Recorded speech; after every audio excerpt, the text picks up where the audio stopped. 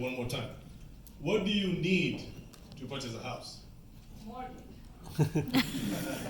We love that. That's from the when you watch the movie, that's the production side. So if you watch movie once, it's on the screen, it's more fun. So guys, that was the production side, so all numbers, all technical things. Now we are here on a little fun part. Bottom line, if you want to buy a house, as one of the gentlemen said, you need a determination to get into it. That's all about it.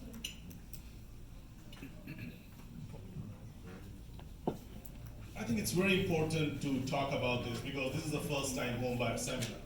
And every person sitting in this room is thinking about getting into a house, getting into their first house. So guys, the very first thing, is it a good idea to buy a house or to rent it? Fair? Do you all want me to skip this or? I need interaction, guys. Okay? The coffee is still free. I was joking. It's still okay. No $5. Trust me. Thank you. Okay, let's talk about the buying versus selling. Why do you buy a house in GTA or in Canada?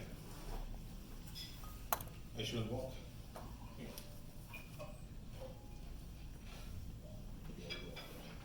Okay, guys. So the reason we are thinking about buying house is there is a common saying: there is no free coffee in the world, correct?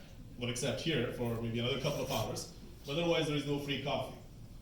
But if it's coming to house, if you own a house in Canada and if it's your principal residence, the beauty here is you do not pay any taxes, whatever amount of capital gain you make out of it. Let me be specific with the number.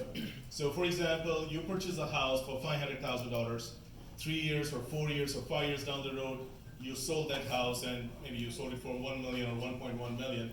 If you're making another $500,000, that $500,000 is tax-free. You put that every single dollar in your pocket and go to Las Vegas. Don't do that. So the good thing here is, if you're renting, maybe, obviously, I know a few friends here, they have been renting for the last 3-4 years there. Guys, you gotta consider that, what are you getting out of it? Because just to be very well said, if you're renting, technically you're paying someone else's mortgage, because that's how the rents are calculated, right? Making it a little simple for you, if you think about renting in Toronto, 1-bedroom condo right now is about $2,500 a month. How is it calculated? If you go to London, probably that's $1,500 a month, just because of the house prices. So mortgage plus condo fees and give it to you, thank you so much, and you pay for that. So guys, if you're renting, you're not basically doing anything, you're not helping, you're not creating equity for yourself. You are just paying someone's mortgage. Also at the same time, as well, you said there is no capital gain tax on. And guys, we all want to live in the house. House is everybody's dream. And you know something, this is how we came up with SaveMax as a company named Dreamhome Realty. Because in my life's 18-year experience, people are very passionate about getting into the house, especially most of the South Asia. Okay. Let me go to the next one. We're gonna deduct some charges, guys. Let's take a quick example of this as well. So guys, think about it that you're purchasing a house for $600,000. You're putting 20% down. Roughly, we have just taken some round figures here just for a better understanding. So you're looking roughly a mortgage installment of about $2,000. If we have to split up this number, roughly you're paying $1,100 towards the interest and $900 towards the principal.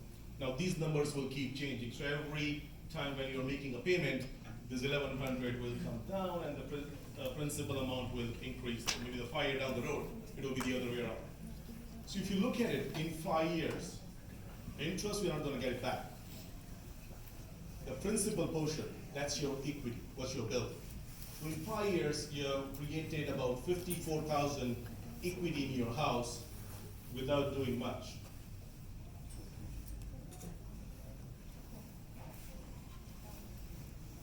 And let's take an appreciation into consideration. We have very conservatively taken an appreciation of 3%. Guys, I will show you some numbers later on as well, because the appreciation rate is going unbelievable. So we have taken a very conservative number that even if you're taking that your house is appreciating by only 3% every year, maybe next 5 years, you're looking at $100,000 in appreciation. Easy. Who doesn't agree with that? Or just think about it, any of your friend who bought a house 5 years back, just asking how much he bought it for and see what its value right now. It's way more than this. So guys, in 5 years down the road, if you look at it, you have accumulated $154,000 by doing nothing. Again, there is no replacement of living cost. You know, a lot of our South Asian friends, like those who have been living in this country for more than 10 years or 15 years, they are all millionaires. Do you know the reason? They own a house. That's all what they did. And even myself, when I came to this country 18 years back, I bought my house in the very first year. I was just a year old in the country when I got my house. And after a couple of transactions, it's really inspired me to get into the real estate. So guys, just think about it. If you are living in this country for last 3-4 years, how many people have this saving? Do you have 154? Forget about 54. Do you have 100,000 in savings in your pocket by any chance? Not possible. Trust me. It doesn't matter if you're making 100,000 either. It's very difficult because we adjust our lifestyle accordingly. If I make 120,000, as Kasturi mentioned, I'm going to go to Mercedes showroom, not the Nissan one. If I make more than that, I'm going to think, okay, let me get into Tesla there, it's better. We just adjust our lifestyle according to our income proportion. Fair? So this, not a chance. That's a good help, thank you. Okay, can somebody help me with this? When is the right time to buy a house?